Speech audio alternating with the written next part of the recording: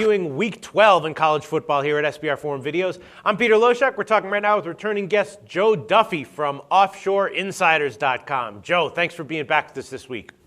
Well, Peter, thank you very much for having me back again. It's been a great, thrill, fantastic site. I'm very happy to get some exposure on a site with a great reputation. Oh, certainly, yes. No, thank you for coming on to our shows with such a guy with such a great reputation in the industry, so much experience, and such a great overall handicapper and football analyst.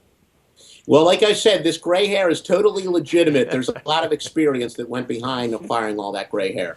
All right, okay. So let's talk about Tennessee at Vanderbilt. Vanderbilt is a home favorite of 4 points. Of course, this is a huge rivalry game, and Vanderbilt having a great year. Tennessee still winless in the SEC, coming off a 4 overtime loss to Missouri.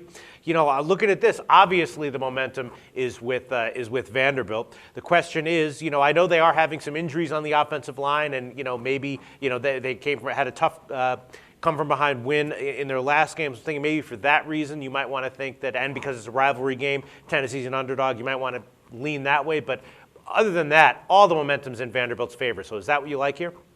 Exactly. As I think I mentioned in one of our videos last week, I've researched that so-called going with the underdog in rivalries, and a lot of people say go with the double-digit dog. There is no validity to it.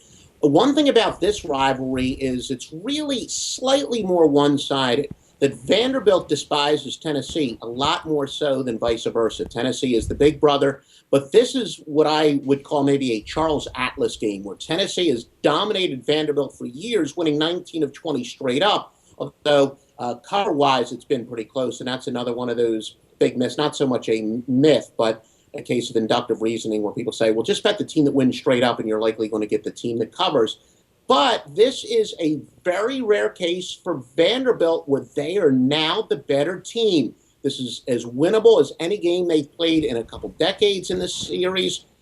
They will take out their frustrations on Tennessee. It's also a perfect storm. For Vanderbilt, the pressure's off. Last week with their win, they clinched a bowl for the second consecutive year, while Tennessee actually has to win the remaining 2 games just to qualify for a bowl.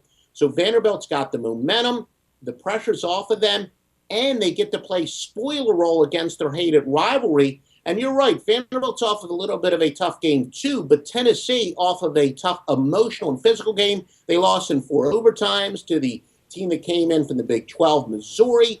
That took a lot out of them physically and emotionally. And like I said, perfect situation for Vanderbilt, a chance to take out years of frustration and just officially eliminate Tennessee from any type of bowl contention with this victory. I look for Vanderbilt to definitely take advantage of this situation. Okay, that makes a lot of sense, but let me just play devil's advocate here for a second. Do you mind if I play devil's advocate? That's what you're supposed to do. All right, okay. Yeah, on the one hand, obviously Vanderbilt has all the momentum, but you could look at their last game as sort of an emotional high, because it was such a great come from behind win, and it made them bowl eligible and everything. Whereas you look at Tennessee's just having an awful year. They're very frustrated, so maybe they'll look at this game and say like, all right, well, our entire season is complete crap, but maybe at the very least we can get a win in this rivalry game. As you said, Vanderbilt doesn't need the win to get bowl eligible. They are having injuries on the offensive line. Tennessee does have a very big passing game with a great quarterback and great receivers.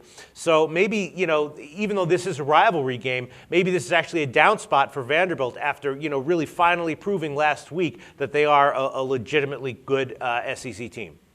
Well, the reason I don't expect Vanderbilt to have a letdown, I'm going to have to use French now. I have enough trouble with English, so I apologize if I use this French term. Don't come close to pronouncing it correctly, but the nouveau riche, the newly rich, where Vanderbilt, they're not used to being a powerhouse team, and they have a little bit extra motivation. The last I saw that most of the quote-unquote experts had them projected for a New Year's Eve game and whichever bowl it was called, whatever the heck bowl it was that a lot of them had. But if they win the remaining 2 games and their next game is against Wake Forest, they can have that extra prestige of playing in a post-New Year's Day bowl. So they still have motivation. They just don't have the pressure.